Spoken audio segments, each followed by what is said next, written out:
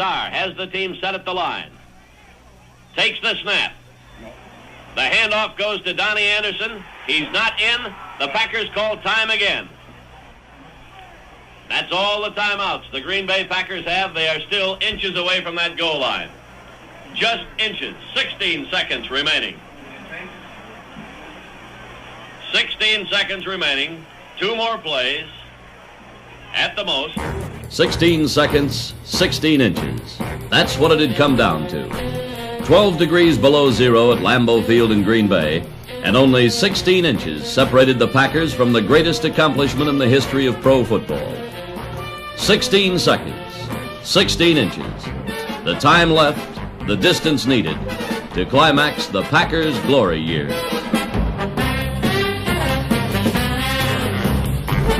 Here are the Packers. Third down, inches to go to pay dirt. 17-14. Cowboys out in front. Packers trying for the go-ahead score. Starr begins the count. Takes the snap. He's got the quarterback sneak, and he's in for the touchdown, and the Packers are out in front. 20-17.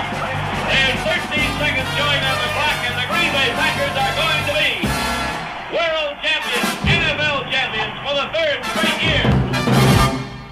3 straight NFL titles. The climax to the unprecedented triple crown of professional football. There wasn't room enough to run, so Bart Starr changed the Vince Lombardi script, and he dove to daylight to put the exciting, climactic chapter in the story of the Green Bay glory years. 3 straight league titles. Victories in the first 2 Super Bowl games. 3 years. 1,000 thrills. 1,000,000 memories. But for Green Bay fans, there may never be another moment to match this one. There's the gun. The football game is over. History has been made. The Green Bay Packers have won 3 straight National Football League championships. In 1965, they defeated the Cleveland Browns right here at Lambeau Field for number 1. In 1966, the Dallas Cowboys by a 34-27 score down in Dallas in a thriller. To top them all, right here at Lambeau Field this afternoon, they took a 21-17 thriller over these same Dallas Cowboys, and the Cowboys undoubtedly thought they had it put away, leading 17-14 with less than a minute to go. But the Packers valiantly put together a 68-yard drive in 12 plays and went in on Bart Starr's quarterback sneak for the winning touchdown to win the NFL championship 21-17 and go into the Super Bowl against the AFL champions on January 14th. Where do you start reviewing the Packer years of glory? Where do you start to tell the story that was written chapter by chapter through 42 regular league games, the 1967 Western Division playoff, and 3 championship battles? I think we'd have to go back to Lambeau Field on a gray day in December 1965, when the Packers and the Colts tied for the Western Division championship and went into a playoff game for the right to meet the Cleveland Browns. Sudden death overtime. The football game is officially over. Regulation time has run out with a score of 10-10. The Green Bay Packers won the flip of the coin, and they have elected to receive at the north end of the field to put the ball in play for sudden death overtime. Yes, the Packers had won that all-important flip, and naturally they elected to receive. This is the way that overtime period started off. Lou Michaels advances on the ball for the Baltimore Colts, and we're into the sudden death overtime. Tommy Moore takes it at the 2-yard line, up to the 15. The 20 is hit and wrapped hard at the 23-yard line by Wendell Harris. And so the historic sudden death period was underway. It was only the second one in NFL history and turned out to be the longest. With sheer tension riding on every play, the game evolved into a punting duel, with the Colts slowly gaining the advantage. Then, 8 minutes into the overtime period, the Colts made their move. The ball is on the hash marks at the far side of the field. It is 4th down. 5 yards to go for the Baltimore Colts. And Lou Michaels will attempt a 47-yard field goal. The angle is to the left. Bob Boyd will hold. There's the snap. The ball is booted. It's in the air. It's going to be short and wide to the right. It is no good. And the Green Bay Packers take over at their own 40-yard line. The Packers had the ball, and 5 minutes later, they had the ball game. Here's the way the dramatic score was set up. 2nd and 8 for the Packers on the Colts' 44-yard line. Bowman is over the ball. Bratkowski is counting off. He takes. He's going back to throw. He sets himself. He fires a pass out to the right side. It is complete. On a beautiful catch to Carroll Dale at the 26-yard line, forced out of bounds immediately by Bobby Boyd, and the Packers are now within field goal range. But, of course, they'll try to get in for that touchdown if they can. Make sure of the score. It's first down, 10 yards to go for the Packers on the Baltimore 26-yard line. The Packers had done it the hard way. Bart Starr had been injured on the first play from scrimmage, and Zeke Bratkowski had guided the Packers the rest of the way. Bratkowski had them moving in for the kill. Bratkowski counts off, hands to Taylor, and Taylor squirms over the line of scrimmage and moves the ball down to the 17-yard line, and here comes the kicking unit. Now the Green Bay Packers have a shot at it. They will be kicking from about the 25-yard line. The ball is slightly to the right side of the field. There will be a very slight angle to the left. The ball is on the 18-yard line. Bill Curry gets over the ball at center. Bart Starr will kneel at the 25-yard line. And it's all up to Bart Starr and Don Chandler now. Starr stretches out the hand. There's the snap, the boot, the ball is in the air. It is good! The Green Bay Packers are the Western Division champions by a score of 13-10 over the Baltimore Colts. That sudden death victory propelled the Packers into the championship game against the Cleveland Browns. The mighty Browns, with their superstar, Jimmy Brown, were defending the title they had won the year before. A 4-inch snowfall covered the field, and small flags were placed along the sidelines to give the officials a chance to locate the out-of-bounds markers. The Packers limped onto the muddy field. Jim Taylor was hobbled by a muscle pull and an injured ankle, and Bart Starr winced with the pain from his tightly taped, aching ribs. But this was the game for the title, and the Green Bay defense, playing sound, fundamental football, held the Browns. And on offense, Taylor and Horning and Starr had the Packers in front by 1 point in the third period. Then, midway through that quarter, Starr is moving the club very well at this point, which is 7 minutes and 23 seconds remaining in the third period. 13-12, the Packers out in front. Starr has the team in the huddle. Takes him up to the line of scrimmage now. Bowman over the ball at center. Hands off to Horning. Slash over the right side, and Horning scampers across the 25, down to the 20, into the 15-yard line. The big hole was there on the right side. Beautiful blocking by Jerry Kramer, Forrest Gregg. And Horning drove through it, rambling all the way from the 36-yard line down to the 15 of the Cleveland Browns, and Larry Benz, the right safety man, finally brought him down. Beautiful run by Paul Horning, good for 21 yards. And another first down for the Green Bay Packers. Packers definitely moving in now.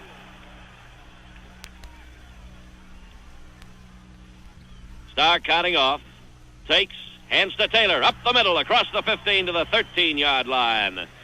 Straight ahead smash, Vince Costello making the stop for the Cleveland Browns along with Jim Konecki. Packers threatening again. 6 minutes, 2 seconds remaining in the third quarter. Paul Horning is having another one of his great clutch performances. Now gained a total of 76 yards in 12 attempts. Starr takes the ball, hands off to Horning. Sweep to the left side. He's got the block. He's inside the 10. He's at the 5. Cuts into the end zone for the touchdown. And there you saw the Green Bay Packer power sweep as of days of yore, as Forrest Gregg cleared the way with a beautiful block in the vicinity of the 5-yard line to spring him loose. The two guards, Jerry Kramer and Fuzzy Thurston, doing a great job at the line of scrimmage, and the Packers are out in front by a score of 19-12 over the Cleveland Browns. from that point on, the Packers had it. Horning and Taylor, playing together for the last time in a championship game, had combined to make it a memorable event. Just past the midway point in the final quarter, The Packers put the game out of reach on a field goal by Don Chandler, and Green Bay fans were gearing up for a celebration. Ready for the final 11 seconds. Packers come out of the huddle. Bowman gets over the ball. Brett Koski directing the attack. It's third down and a yard to go. The handoff goes to Tommy Moore, and he cracks across the 35-yard line. 4 seconds remaining. I believe the Packers made a first down on the last play. The game is over. The Green Bay Packers are the National Football League champions for 1965, and the team of destiny has come through for Coach Vince Lombardi.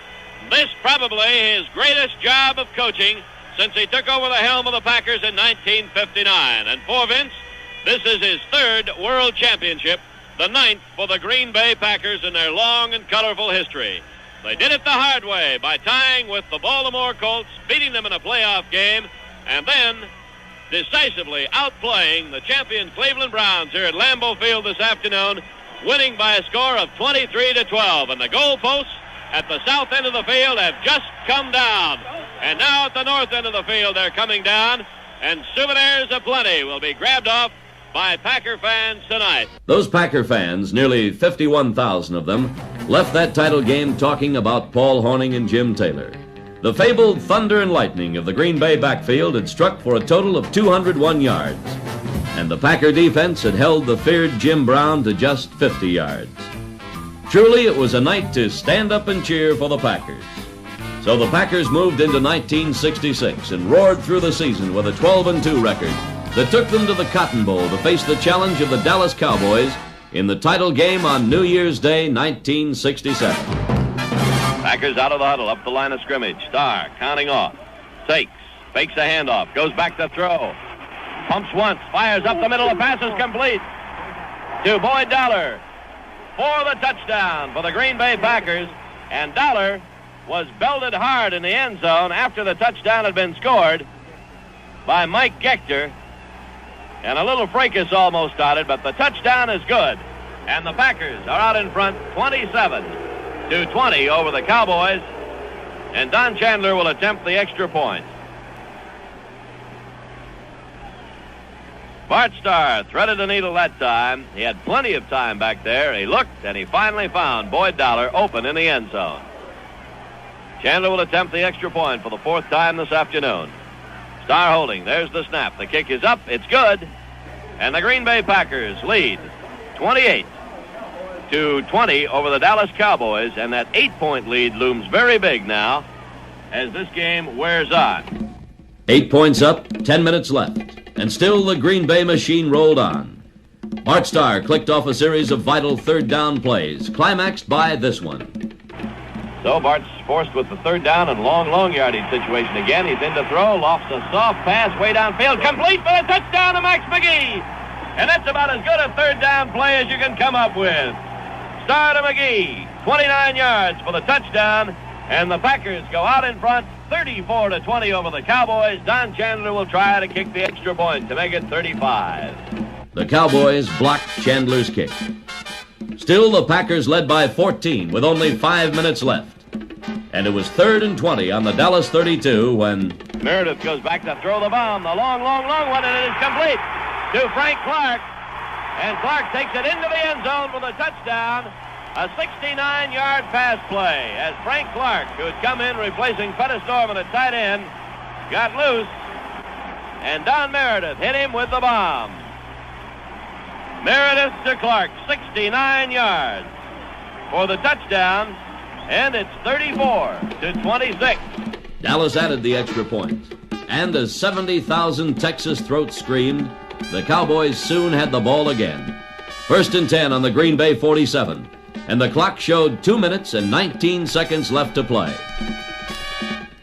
The heart-stopping action continued. Watch the action, watch the clock. Talk about your finishes. This is it. You couldn't have written it any closer than this. Meredith has the team at the line. He takes, he turns, flips to Reeves, and he drops the ball. The little swing pass to Dan Reeves, right in his hands. He dropped it behind the line of scrimmage. It is 3rd down and 6 yards to go.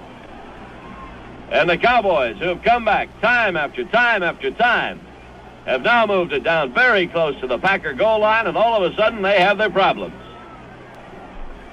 Pete Gent comes back in the lineup. And Gent and Dial went in, replacing replacing Clark, and I didn't see who else went off. Hayes is still in there at the split end. They line up in the I formation. Third down, goal to go. They're out of the I now with Reeves to the left.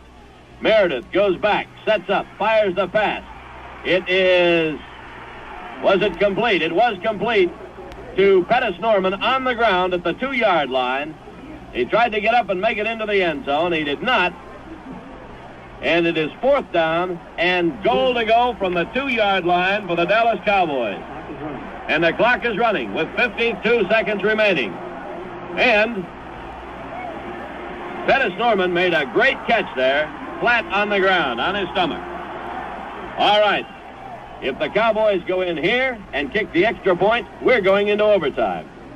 They've got one play to travel 2 yards. Meredith takes the ball, rolls out to the right. He's going to be nailed. He got intercepted. A pass away, and it's intercepted in the end zone by Tom Brown. Dave Robinson nailed Don Meredith as he attempted to throw that pass. It was intercepted in the end zone by Tom Brown, and the Packers have just taken the championship. There's 28 seconds to play, but they own the football out on their own 20-yard line. And the Packer defense swarmed in on Don Meredith on that play. He rolled out to the right, and Dave Robinson went in and was hanging all over him as he threw a desperation pass that was intercepted in the end zone by Tom Brown. And the 34-27 lead still holds. A great goal line stand by the Packer defense. It was goal to go for the Cowboys on the Packer 2-yard line.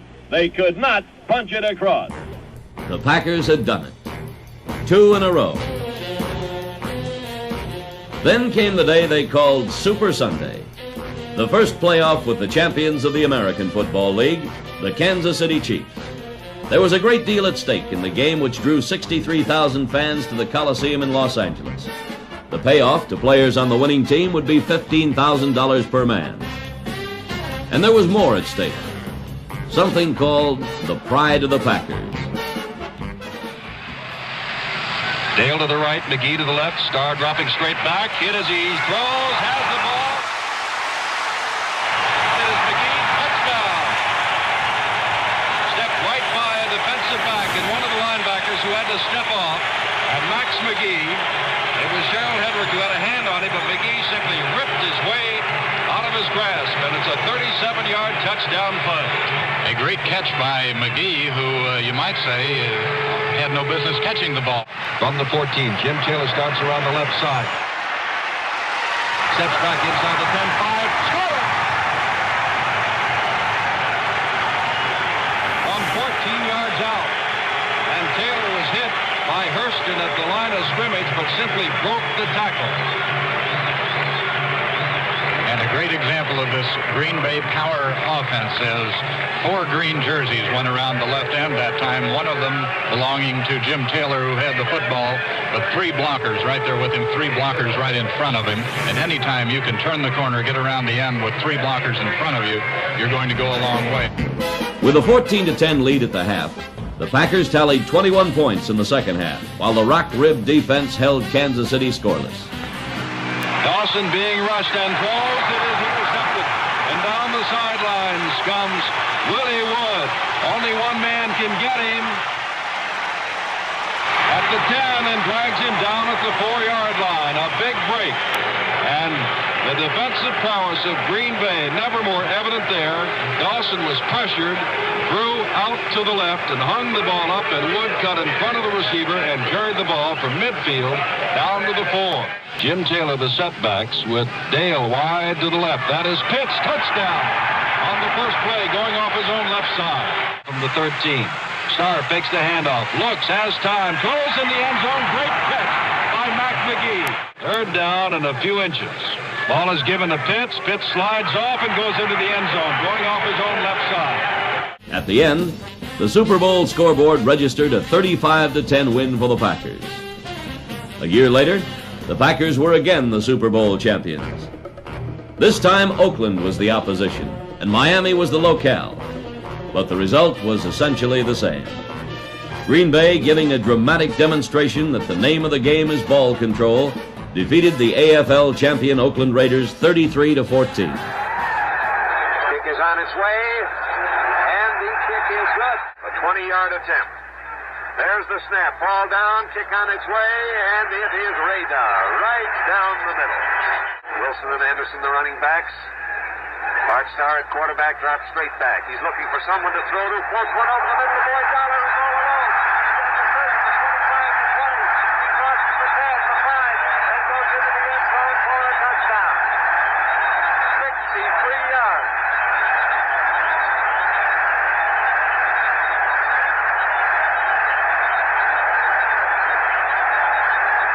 Well, for the first time today, the Oakland secondary was roundly fooled on that play. And Boyd Dollar got behind into an all-alone situation. There wasn't a defender within 10 yards of him when he caught that pass. The wind is with him. The kick is on its way. And it is good.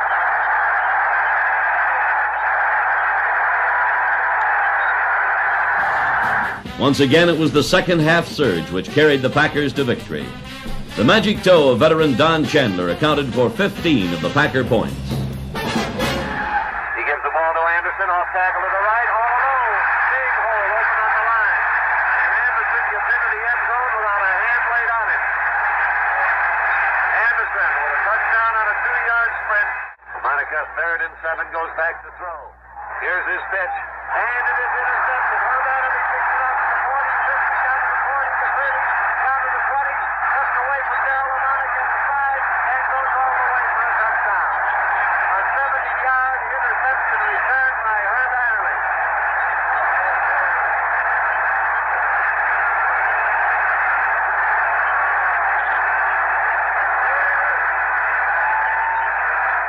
So it was done. The unprecedented 1,000 days of the Packers. 3 straight titles. Yes, this is a story to remember. A story written in dozens of different settings. In the numbing cold of Green Bay. Under a blazing sun in Dallas. In the cold Maryland mist of Baltimore. In Cleveland. In Los Angeles. And most of all, in the hours of preparation, viewing films, and on the practice field. 3 years. The Packers' glory years. 3 teams fashioned by Vince Lombardi. They fought the 100-yard war, and they won. Call them kings of professional football. Call them teams of destiny. But above all, call them the Green Bay Packers.